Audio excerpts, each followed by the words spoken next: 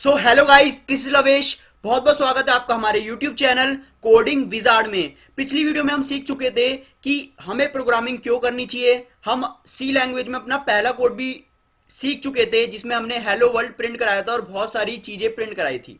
आप उसमें काफी ज्यादा और भी चीजें प्रिंट करा सकते हैं। आज हम आगे बढ़ते हैं और अपना ऑफिशियली लेक्चर 1 चालू करते हैं। तो गाइस, उससे पहले मैं आपको दिखाना चाहता हूं कि मैंने आपके लिए एक पीडीएफ भी बना रखी है और जो मैंने पीडीएफ बना रखी है वो काफी ज्यादा शॉर्ट पीडीएफ है और कंसाइज पीडीएफ है, टू द पॉइंट पीडीएफ है। तो आज हम पढ़ने वाले हैं डेटा टाइप्स एंड वेरिएबल्स क्या होते हैं, फिर हम पढ़ने वाले हैं कीवर्ड्स एंड आइडेंटिफायर्स क्या होते हैं। आप देख सकते हैं शुरू में मैंने कुछ लिखे हैं। फिर हम पढ़ने वाले हैं प्रिंटएफ और स्कैनएफ क्या होता है। फिर हम पढ़ने वाले हैं कमेंट्स क्या होता है और कमेंट्स नेसेसिटी क्यों होती है।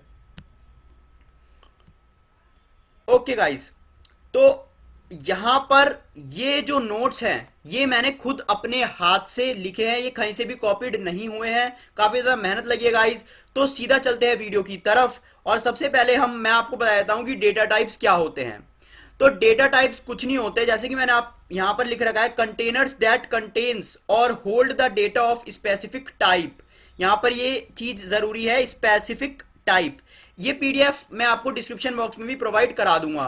कंटेनर्स दैट कंटेन्स और holds the data of a specific type. तो गाइस, कंटेनर क्या होता है? जैसे कि बहुत सारे कंटेनर हो सकते हैं, जैसे कि पेन स्टैंड में आप क्या रखते हो?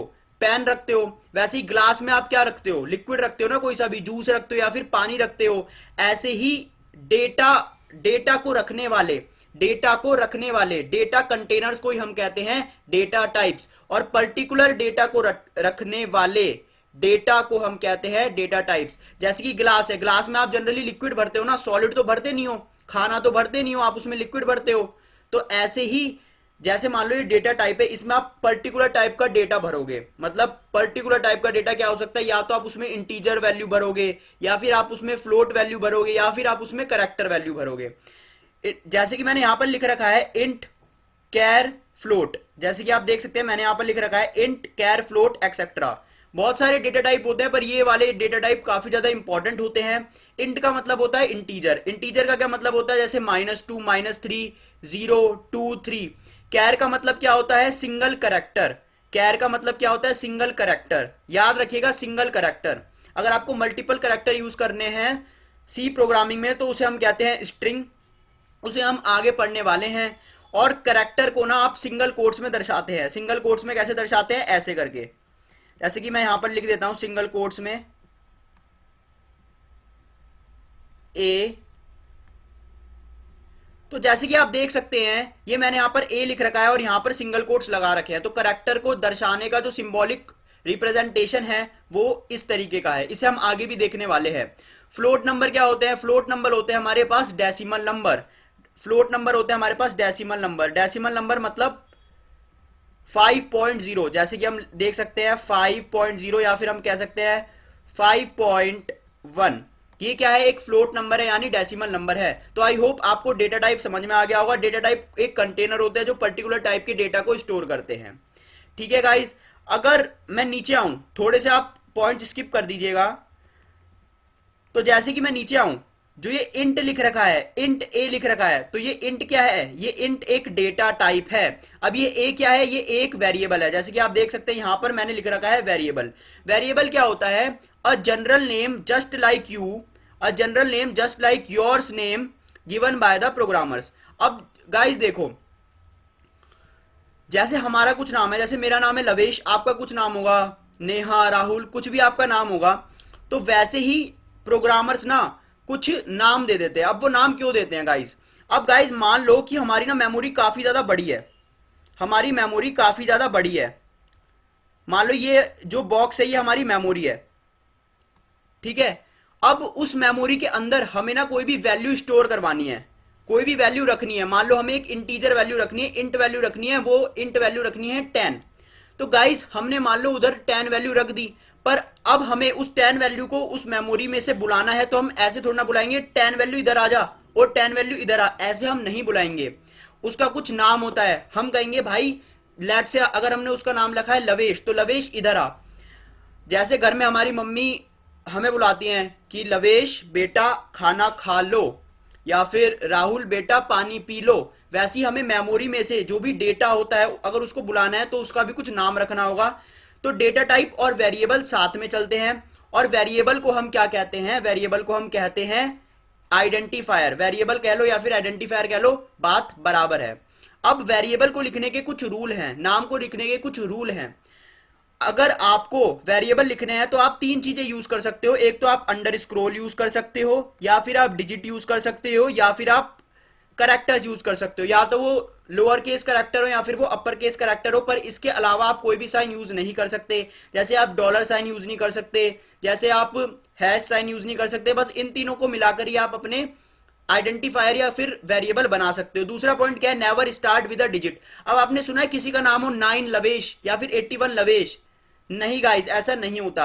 आप किसी आइडेंटिफायर को डिजिट से स्टार्ट नहीं कर सकते, मतलब 0 और 9 से स्टार्ट नहीं कर सकते। तो स्टार्ट किससे कर सकते हैं, ए से कर सकते हैं, बी से कर सकते हैं, अंडर स्क्रोल से कर सकते हैं, इनसे कर सकते हैं, क्योंकि बने तो तीन से ही हैं। आपने डिजिट को अगर एलिमिनेट कर दिया है तो आप कर तो केवल अंडर स्क्रोल और ए टू जेड से चेक करते हैं।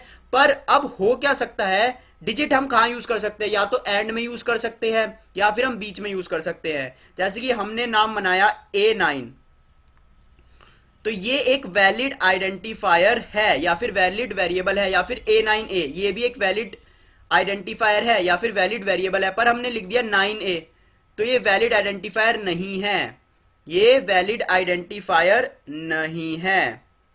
आई होप आपको अब समझ में आ रहा होगा, इनके रूल भी आपको समझ में आ गए होंगे। अब डेटा टाइप और वेरिएबल को हम साथ में कैसे लिखते हैं, तो गाइस जैसे कि मैंने यहाँ पर आपको मेमोरी बताई थी, ये चीज हमारी मेमोरी है, ये डिब्बा हमारा मेमोरी है। अब यहाँ पर हमने लिखा है इंट ए, ये जो इंट है ये क्या है, डेटा टाइप है, और जो ये ए है ये वेरिएबल है। जैसे हमने इंट ए लिख दिया तो जो मेमोरी है, ये बड़ा वाला डिब्बा है, उसके अंदर एक छोटा डिब्बा बन जाएगा, ठीक है। और उस डब्बे के अंदर किस टाइप की वैल्यू आ सकती है, इस डेटा टाइप की वैल्यू आ सकती है, मतलब केवल इंटीजर ही आ सकता है। हम इस डब्बे के अंदर इंटीजर ही स्टोर करवा सकते हैं, और उसका नाम हमने रख दिया ए, राइट गाइस। अब हमने लिख दिया a इक्वल्स टू 10, हमने लिख दिया a इक्वल्स टू 10, तो होगा क्या, अब इस डब्बे के अंदर 10 चला जाएगा। आई होप आपको अब समझ में आ गया होगा। थोड़ा हम नीचे चलते हैं, तो यहां पर जैसे कि दूसरा एग्जांपल है हमारे पास करेक्टर CH, तो जैसे हम करेक्टर CH लिखेंगे तो मेमोरी में एक डब्बा बन जाएगा जिसका नाम होगा CH, और जैसे हम लिख देंगे CH equal to single quotes में A, तो उस डिब्बे के अंदर आ जाएगा A। आप इसको ऐसे समझ सकते हैं। अब इसे हम कोड के अंदर भी बना के देख लेते हैं, ये कोड के अंदर कैसे बनता है। तो गाइस ये हमने पुराने प्रोग्राम में सीखा था कि हम सिंपल प्रिंट कैसे करवा सकते हैं अपनी स्टेटमेंट को। अब हम देख लेते हैं कि हम प्रिंट डेटा टाइप और वेरिएबल क्या होते हैं, कैसे होते हैं, और हम उन्हें यूज कैसे कर सकते हैं। जैसे कि जब भी मैंने इंट ए लिखा, अब ए के अंदर मैंने कुछ भी वैल्यू स्टोर कराई, लेट सपोज 100 मैंने इसके अंदर स्टोर करा दिया। आप सेमी कॉलन लगाना ना भूलें। अब मैं इसको प्रिंट करा देता हूं।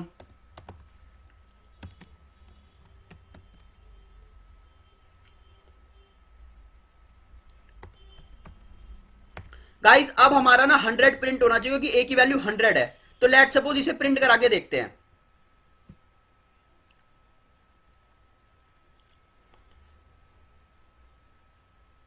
पर गाइस प्रिंट तो हमारा ए हो रहा है। तो गाइस इस बात का आपको ध्यान रखना है कि प्रिंट एफ के अंदर अगर जो भी आप डबल कोट्स में लिखोगे वो आपका एज इट इज प्रिंट हो जाएगा। पर हमें तो ए की वैल्यू प्रिंट करानी है, तो उसे हम कैसे प्रिंट कराएंगे, सिंपल ए से करा देंगे। आपकी बात सही है, आप कहोगे भैया सिंपल ए से करा दो, तो हमने सिंपल ए लिख दिया। पर गाइस इसमें भी एक एरर आएगा। इसमें क्या एरर आएगा वो मैं आपको बताता हूं अभी। गाइस इसमें एरर आ रहा है, passing argument 1 of printf makes pointer, ये कुछ एरर आ रहा है। पर इस एरर से घबराइएगा मत, क्योंकि जब भी हमें किसी भी इंटीजर की वैल्यू यहां पर प्रिंट करानी होती है, सबसे पहले हमें यहां पर लिखना होता है एक्सेस स्पेसिफायर। सबसे पहले यहां पर हमें लिखना होता है एक्सेस स्पेसिफायर, और एक्सेस स्पेसिफायर के बाद हमें कोमा लगाना होता है, फिर हमें लिखना होता है उसका नाम जिसे हमें प्रिंट कराना है। अब ये एक्सेस स्पेसिफायर क्या होता है, एक्सेस स्पेसिफायर ये होता है जो हमें बताता है इस वेरिएबल का टाइप क्या है, इस वेरिएबल का टाइप क्या है। तो इस वेरिएबल का टाइप है इंट, और इंट के लिए लिखते हैं हम %d। फ्लोट के क्या लिखते हैं, फ्लोट के लिए कुछ और चीज लिखी जाती है, %f लिखा जाता है। सिमिलरली हम करेक्टर के कैर के लिए या फिर करेक्टर के लिए लिखते हैं %c लिखते हैं। आई होप आपको ये समझ में आ गया होगा। अब यहाँ पर हमारी 100 वैल्यू प्रिंट हो जाएगी, इसमें कोई भी एरर नहीं आएगी। इसे हम रन करके देखते हैं। तो गाइस ये रन हो रहा है और यहां पर हमारा जो आउटपुट आ रहा है वो आ रहा है 100, आप देख सकते हैं। तो आई होप आपको अब ये वाली बात समझ में आ गई होगी। सीधा चलते हैं हम अपनी पीडीएफ की तरफ। अगला पॉइंट जो है वो है कीवर्ड्स। तो कीवर्ड्स क्या होते हैं? कीवर्ड्स मैंने अपनी प्रीवियस वीडियो में ही बताया था। Keywords are the words which is predefined in a C language. मतलब जब सी लैंग्वेज बनाई गई थी तो जिन इंजीनियर्स ने सी लैंग्वेज बनाई थी तो उन्होंने उधर कुछ प्री डिफाइंड वर्ड लिख दिए थे, उन्हें हम कीवर्ड कहते हैं। जैसे कि हमारे पास है int, char, printf. Right guys, I hope अब आपको ये समझ में आ रहे होंगे। अगला पॉइंट जो है वो है हमारे पास कमेंट्स, कि आखिरकार ये कमेंट्स क्या होते हैं। गाइस अब आप देखो कि मैंने ना यहां पर लिख दिया, यहां पर एक कोड बनाया है। यहां पर मैंने क्या एक सिंपल सा कोड बनाया है जिसमें मैंने एक वेरिएबल डिक्लेयर करा है ए, उसके अंदर एक वैल्यू इनपुट कराई है, मतलब वैल्यू भरवाई है जो कि है 100, और उसे डिस्प्ले कराया है। गाइस हो सकता है ये प्रोग्राम तो काफी ज्यादा छोटा है, जब हम बड़े बड़े प्रोग्राम लिखेंगे तो क्या होगा, हमने आज वो प्रोग्राम लिखा है और जब हम 3 दिन बाद 4 दिन बाद उस प्रोग्राम को देखेंगे ना तो हम भूल जाएंगे कि उस प्रोग्राम में एक्चुअली हो क्या रहा है। तो ऐसा हो कि अगर यहां पर हम कमेंट्स डाल दें या फिर कुछ ऐसे नोट्स पॉइंट लिख दें जिससे कि हम अगर इसे बाद में भी देखें तो हमें ये रिमेंबर रहे, ठीक है, तो उनको ही कहते हैं हम कमेंट्स। और जो भी कमेंट्स होते हैं ना उन्हें ना कंपाइलर ना इग्नोर कर देता है, मतलब कंपाइलर उन पर ध्यान नहीं देता। तो आप देख सकते हैं to improve the readability of the code we use comments and it is very good practice to use comment. Right guys, इसे हम डिटेल में भी देखने वाले हैं, आगे प्रैक्टिकली भी करके देखने वाले हैं। And compiler generally ignores it. अब हमारे पास सिंगल लाइन कमेंट होते हैं और मल्टीपल लाइन कमेंट होते हैं। इनका सिंटैक्स क्या होता है? सिंगल लाइन कमेंट्स में कुछ नहीं है, आपको बस 2 ऐसे स्लैश डालने हैं। और मल्टी लाइन कमेंट क्या होता है? आपको एक स्लैश स्टार और फिर स्टार स्लैश एंड में ऐसे करना है, और मल्टी लाइन कमेंट आप ऐसे कर सकते हैं। तो इनको अब हम कोड में देख लेते हैं। जैसे कि यहां पर मैं लिखना चाहता हूं डिक्लेयर्ड वेरिएबल ए। तो गाइस होगा क्या, जब मैं इसे रन करूंगा ना तो कुछ नहीं होगा, डिट्टो ये प्रोग्राम चल जाएगा। पर इससे क्या होगा, जो हमारा प्रोग्राम है उसका मीनिंग काफी ज्यादा मीनिंगफुल हो जाएगा। देखो आप देख सकते हो यहां पर आउटपुट 100 ही आ रहा है, पर ये हमारे प्रोग्राम को ज्यादा रीडेबल बना देता है। अगर हमारा कोड कोई और प्रोग्रामर भी देखता है तो काफी ज्यादा उसे अच्छे से समझ में आ जाता है। अब यहां पर मैं आपको मल्टी लाइन कमेंट बता देता हूं। आपको कुछ नहीं करना है, एक स्लैश डालना है, स्टार डालना है। यहां पर लिख देता हूं मैं मल्टी लाइन, और अगली लाइन में लिख देता हूं मल्टी इन लाइन नहीं, मल्टी लाइन, एक second guys, multi line comment. जैसे कि आप देख सकते हैं यहां पर मैंने मल्टी लाइन कॉमेंट डाल दिया है और इसे क्लोज कर दिया है। अब भी गाइस कुछ नहीं होगा, सिंपल ये रन होगा और यहां पर हमें 100 आउटपुट मिल जाएगा। तो कुछ नहीं होता, ये हमारी रीडेबिलिटी ऑफ कोड को बढ़ाते हैं। मैं जनरली प्रेफर करता हूं, जैसे कि आप देख सकते हैं यहां पर 100 आउटपुट आ रहा है, मैं जनरली प्रेफर करता हूं कि आप ना सिंगल कमेंट ज्यादा से ज्यादा यूज करें, मल्टीपल लाइन कमेंट को यूज ना करें, क्योंकि इसको आपको ऐसे से करना पड़ता है। मतलब सिंटैक्स काफी ज्यादा मुश्किल है, इसका मुश्किल नहीं मतलब काफी ज्यादा हैक्टैग है। बस आपको अगर हर लाइन का मतलब लिखना है ना तो आप लिख सकते हैं मल्टी लाइन कमेंट में, जैसे कि सिंगल लाइन कमेंट में। जैसे कि आप देख सकते हैं यहां पर a value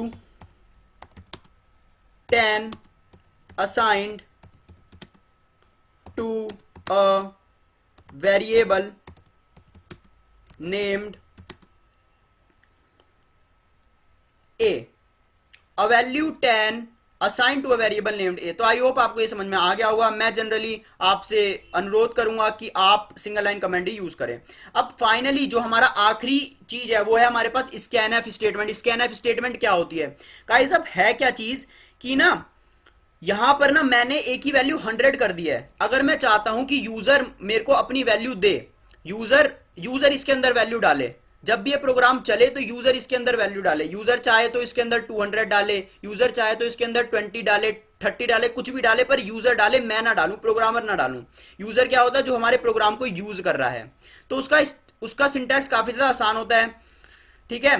तो जैसे हमने यहाँ पर इंट ए लिखा है, यहाँ पर जैसे इंट ए लिखेंगे तो हमारे पास मेमोरी में एक डब्बा बन जाएगा जिसका नाम होगा ए। हमें सिंपल लिखना है स्कैनएफ। जैसे हम प्रिंट एफ में एक्सेस स्पेसिफायर लिखते थे, वैसे यहां पर access specifier comma address of A. ये एंड का मतलब क्या होता है? एंड का मतलब होता है एड्रेस ऑफ ए, मतलब कि जहां पर ए बना है उस चीज का ना कुछ एड्रेस होगा। लेट्स सपोज यहां का एड्रेस है 100, कुछ कुछ एड्रेस होता है मेमोरी में। जो डब्बा बना है ना ए नामक इस इंट ए से, तो उसका कुछ एड्रेस होगा। तो स्कैनएफ क्या करेगा? यूजर से नंबर लेगा, लेट्स सपोज उसने ले लिया 20, और उस एड्रेस पे उसे स्टोर करा देगा। ये यहां पर यूजर वैल्यू स्टोर हो जाएगी, और जब हम उसे प्रिंटएफ कराएंगे, याद रखिएगा स्कैनएफ में एड्रेस आता है क्योंकि उस एड्रेस पे स्टोर करवाना है। प्रिंटएफ में केवल हमें उसके नाम को बुलाना है, लवेश आजा और प्रिंट हो जा, तो यहां पर एड्रेस नहीं आएगा। तो इसे हम कोड में भी बनाकर देख लेते हैं फटाफट से। जैसे कि यहां पर मैंने अभी यहां पर डिफाइन कर दिया है, तो यहां पर ना मैं सब कुछ हटा देता हूं पहले से।